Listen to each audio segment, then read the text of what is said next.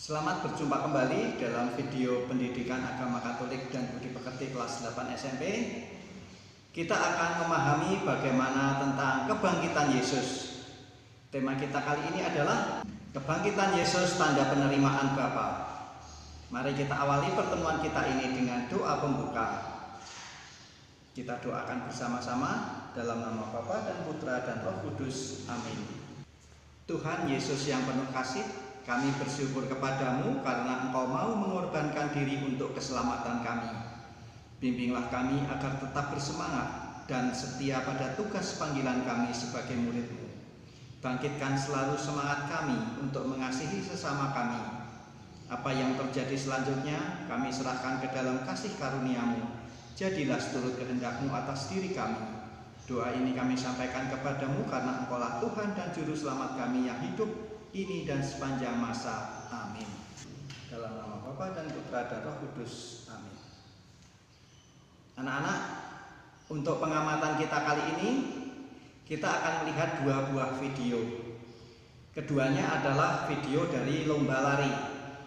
Yang pertama kita akan melihat lomba lari 800 meter putra untuk SLTA. Salah seorang pelari berada di garis depan ketika start dimulai. Lari ini menempuh 2 kali keliling lapangan.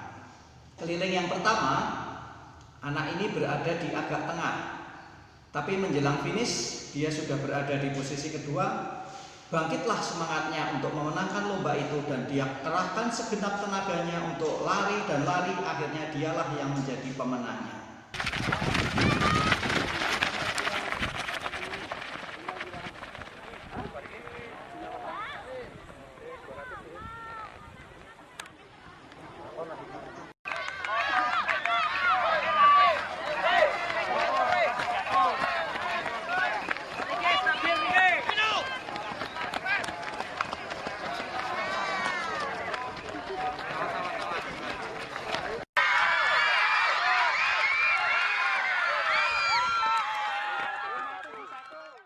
Video kedua adalah lomba lari 400 meter putri.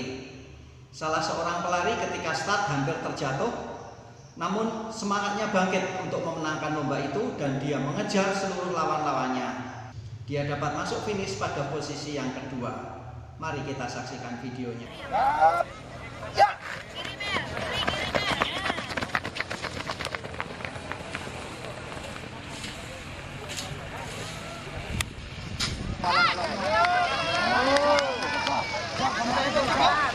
Nah, setelah melihat kedua video tadi, mari kita ajukan sejumlah pertanyaan tentang bangkit atau kebangkitan. Silahkan tulis 2 pertanyaan. Di sini ada pertanyaan tentang bangkit atau kebangkitan. 1. Apa arti kebangkitan? 2. Apa yang membuat orang bangkit semangatnya? 3. Mengapa orang harus bangkit semangatnya? Dan 4. Apa yang terjadi jika orang tidak bangkit semangatnya? Mari kita jawab keempat pertanyaan tadi. Yang pertama, apa itu kebangkitan? Ada 2 arti. Yang pertama adalah kebangunan atau menjadi sadar. Dan yang kedua, perihal bangkit dari mati, diambil dari Kamus Besar Bahasa Indonesia. Yang kedua, apa yang membuat orang bangkit semangatnya? Rasa ingin menjadi lebih baik, ingin memperbaiki diri, ingin memenangkan pertandingan. 3. Mengapa orang harus bangkit semangatnya? Agar orang itu berhasil mengatasi masalah, agar bisa memperoleh apa yang belum dicapai, agar dapat memotivasi orang lain supaya bangkit semangatnya. 4. Apa yang terjadi jika orang tidak bangkit semangatnya? Orang itu tetap terpuruk, belum keluar dari keterpurukannya, tidak bisa berhasil. Anak-anak, mari kita lanjutkan dengan membuka kitab suci. Kita buka Injil Matius, kita cari Injil Matius bab 28 ayat 1 sampai dengan 10. Mari kita buka Injil Matius bab 28 ayat 1 sampai dengan 10. Anak-anak sudah ketemu ya? Mari kita ambil buku tugas, kerjakan tugas berikutnya di buku tugasmu. Tugas 18, makna kebangkitan. Bacalah Injil Matius bab 28 ayat 1 sampai 10. Lalu jawablah 4 pertanyaan berikut ini. 1. Apa bukti kebangkitan Yesus?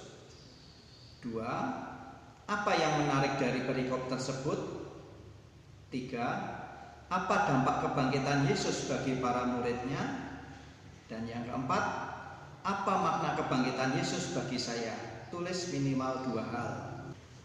Ya, selesai. Mari kita lanjutkan dengan mencatat rangkuman materi. Bagi kebanyakan orang waktu itu, kematian Yesus dianggap sebagai kegagalan. Perjuangannya sia-sia, berujung kematian di kayu salib. Namun dengan kebangkitan Yesus, Allah membalikkan semua pemikiran itu. Kebangkitan Yesus membuat kehadirannya tidak lagi terbatas ruang dan waktu. Ia hadir di mana-mana dan di hati para muridnya.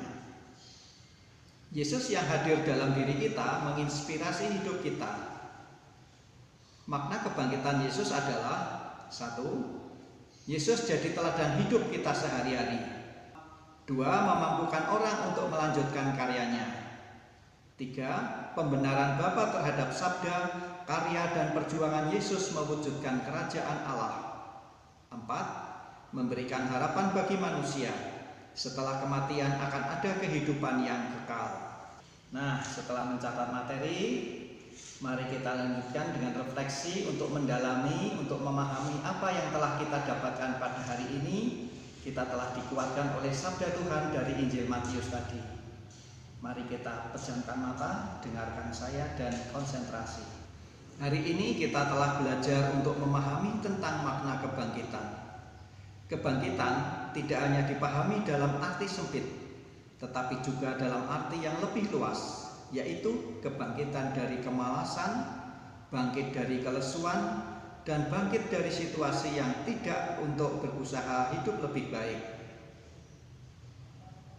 Bangkit dari kelesuan dan bangkit dari situasi yang tidak menguntungkan untuk berusaha hidup lebih baik. Kebangkitan Tuhan Yesus telah mampu membangkitkan semangat para muridnya, mampu menghidupkan kembali harapan para murid untuk hidup dalam kemuliaan. Maukah kita bangkit dari kemalasan?